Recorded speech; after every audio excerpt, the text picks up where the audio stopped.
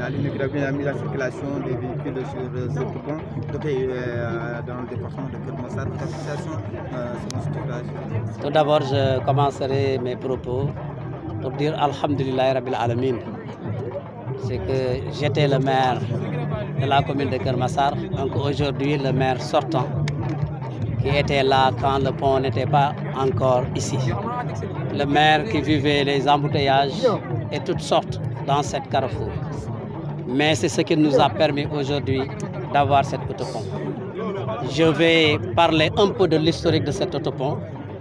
Quand j'étais maire de la commune de Keur Massar, le président a lancé le démarrage de la route des Niayes en 2 fois 2 voies, rond-point Keur Massar jusqu'au niveau du rond-point Liberté 6. Et quand les travaux ont démarré, l'État avait convié à une rencontre de prévalidation de cette route des Niayes. Et toutes les communes que la route des Niayes ont passé, ces maires ont été conviés à cette rencontre et j'étais présent à cette rencontre. Quand on nous a montré le plan, Keur Massar avait un giratoire en T dans ce projet. Et quand j'ai pris la parole, c'est ce jour-là que j'ai fait le plaidoyer de cet autopont. J'ai dit que Keur Massar a un embouteillage jour et nuit. Aujourd'hui, si on élargit la route des Niayes en 2 fois 2 voies, il y aura plus d'embouteillages. Donc il faut impérativement un autopont.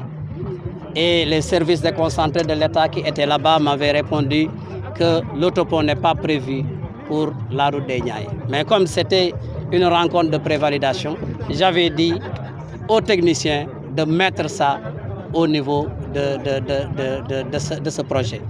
Et on a mis l'autopont dans ce projet. Et quelques temps après, il y a le projet des 18 autoponts du Sénégal. Et le président a choisi un autopont pour la commune de Keur Massar. Ce pont aujourd'hui est réalisé. Nous en réussissons avec toute la commune parce que ça va permettre à la commune d'avoir une fluidité. Parce que là, c'est un carrefour où toutes les personnes qui partent vers les zones rurales qui sont au niveau de Sangalkam, de Tivaouane Peulh, etc. passent par ici. Les gens qui partent vers Rufisque, vers Tivaouane Peulh passent par ici. Donc c'est un carrefour très important. Donc aujourd'hui, nous félicitons vraiment le président de la République parce que le fait de réaliser ce pont, ce autopont ici au niveau de Keur Massar montre l'importance et l'amour qu'il porte dans son cœur le département de Keur Massar, le nouveau département de Keur Massar. Un ouf de soulagement. Mais aussi l'occupation anarchique aussi était un de vos défis. Oui. La décision du préfet vous satisfait? Oui, la décision du préfet me satisfait, mais comme l'a dit monsieur le préfet, c'est toute la population de Keur Massar qui doit appuyer cet appel du préfet. Essayer d'avoir une fluidité, mais aussi les services de l'ordre, la gendarmerie, doit faire son boulot comme le préfet a donné son arrêté, faire son boulot sans sentiment pour qu'aujourd'hui Keur Massar vraiment souffle ce ouf de soulagement qu'il a tant attendu sur ce rond-point.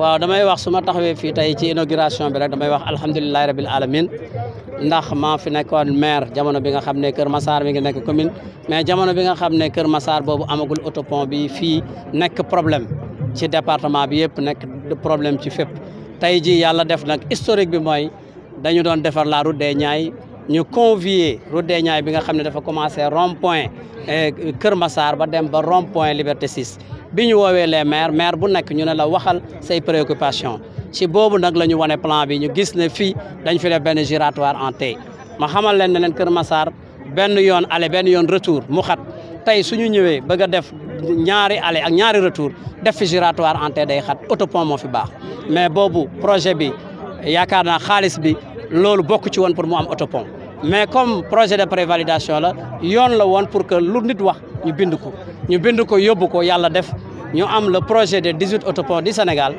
président jugé nécessaire ne Keur Massar kat vraiment pour ñu tàggoo ak lii nga xam ne moom la ñu am mooy il faut ñu def fa autopont ñu ñëw indil ñu autopont bi démarré nañu autopont bi pare na si jàmm ak salaam am nañ yaakaar ne nag Kër Massar la ñu daan jooy bu yàgg ba léegi muy dugguwaay bu xat ak génnaay bu xat yaakaar nañ ne loolu dina jeex ndax autopont bi pare na waaye nag dañuy sant le président de la République son excellence Macky Sall ndax bëgg gi mu bëgg Kër Massar ba def ko département bëggeel googu boo ko xoolee ci pont bi da nga koy gis ndax pont bi mënoon na ko fi bañ a def ko feneen waaye tey ñëw na def ko fi malgré sax impact yi mu am ndax toj na ay kër fay leen pour mën fi def pont bi te am na feneen foo xam ne mënoon na fa def pont te du toj kër kon su ñëwee ba def ko fii rek dafa xam ne dayo bi nga xam ne pont bi dina ko am ak soxla bi nga xam ne population bi soxla nañ donc occupation anarchique bi nekkoon na jafe-jafe après fi jël na dogal est-ce que loolu satisfaire na la waaw occupation anarchique bi yaakaar naa ne loolu la Kër Massar yëpp doon jooy mais comme pont bi pare na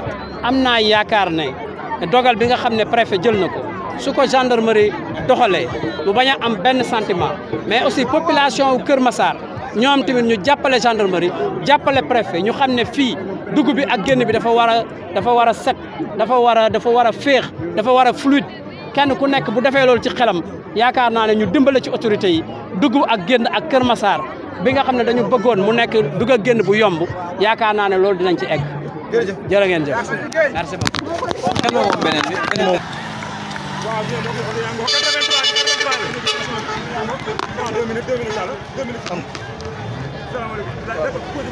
waaw na nga def. waaw ça va sant yàlla bu baax bi ñu liggéey pont bi yow yaa fi njëkk a jaar yow mi yor Jakarta. dëgg la noo gisee kii bi. waaw neex na moom te yomb na quoi. te saa maa ngi ñibbi ba Kër Ndiaye Lo mais gis naa ne neex na quoi dama bëggoon jaar mais maa gis pont bi ni mu ko liggéey mu nice ma ne xaw foog ma jaar ci quoi waaye saa bi Zac Mbao laay génnee nii après jël tëngee rek dem Kër Ndiaye Lo quoi. mais lii la lay jox yow ban yëg-yëg nga si am.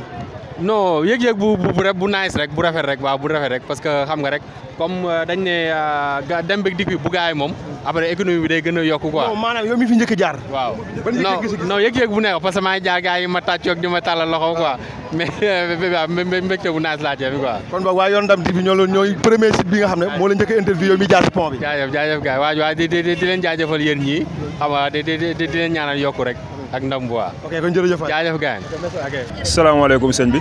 waaw maaleykum salaam. tur bi naka la. Lelke la MC Lelke Jolof tigi. MC Lelke yaa ngi fii si biir seen Yoonu Ndam TV waa yow MC Lelke la moo doon sa teewaay tey fii.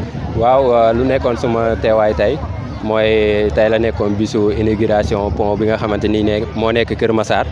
ñun ñoo ko gisandoo gis ngeen askanu Kër Massar yëpp a génn kon ngeen xam ne waa Kër Massar soxla woon nañ nii te yàkkamti woon nañ pont bi parce que gis ngeen oto yi fi jaar ñëpp a bég ñëpp a kontaan xale yeeg mag yeeg ñëpp muy parti au pouvoir muy opposant yi muy ñëpp di wax ne ñun tamit lii rek lañ bëgg ci président te yaakaar naa ni tamit Macky Sall réalisation bi yu mu waxoon waa Sénégal ak nu ngeen ko déggee woon te yaakaar naa ne mu ngi ci tànk yooyu noonu gis nañ tey pont bi pare na tey la nekkoon bis bi nga xamante ni moo nekkoon bisu inauguration bi ñun ñëpp ñu kontaan ci ñun ñëpp tamit ñu jàpp ne président Macky Sall li muy def am na yeneen yi nga xamante ni mu ngi suñu kanam waaw loo gisee lu ne ci benn lay tàmbalee ba muy àgg.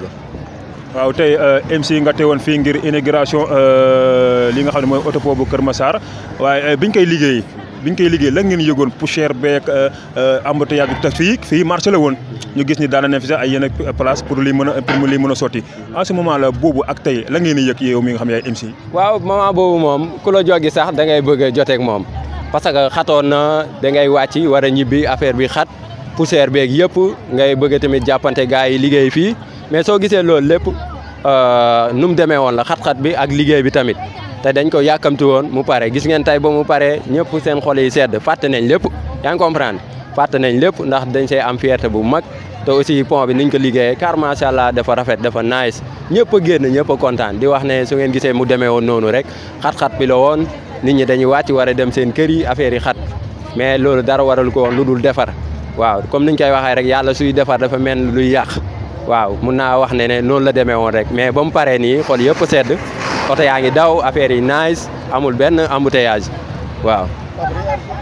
waaw MC ñu gis ni instant ñu ngi ci campagne li nga xam ne mooy élection législative tey di 4e jour campagne bi ndax dimanche jour Tabaski bi la campagne bi commencé woon yaakaaroon ni Macky Sall dafay campagne li ou bien da koy politiser.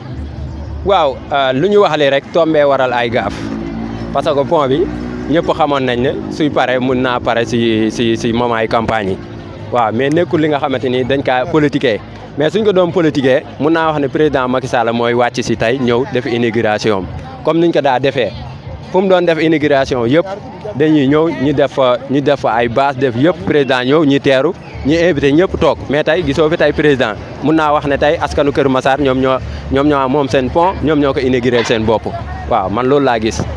waaw ku wax MC wax rap. ndax yow da nga rappeur nga wala. waaw man rappeur laa. mos nga rap Macky Sall mi nga xam ne moom nga àndal. waaw loolu dëgg la génneel naa Macky Sall ñaari son benn son campagne ak beneen son bu nga xamante ni mooy waa kër gi bañ koy classe man maa defoon réponse muy ñaari single waaw. waaw léegi MC def na ñaari single est-ce que mën nga ñu mosal tuuti mosal ko téléspectateurs yi nga xam ne ñooy suivre Yoonu Ndam TV si li nga xam ne woy nga ko Macky Sall mu si campagne bi. ok dëgg la. fipp taxatu nekk mbër président Macky Sall su la neexee nga fipp gàcce ngalaama président Macky Sall Marème Faye Sall kenn demul nga des yaa ngi xàcc ndoog président Macky Sall di dóor ndoog moom président Macky Sall yaa ne woon Sénégal su ngeen ma falee ma jàppale leen ba nga toogee ba léegi gisin si yow benn sikki sàkk wala tiri kaas ba askanu Sénégal di taxaw di ko kaas won nga ñu roy di nuroog pire yow yaa di góor pire yeah all right. nee na quoi kon yee horaire war nga ñu góor pire roy dundur ak pire doo kaas sunu kaas kon sama kaas mbaa ma dem Casa. Maas all right.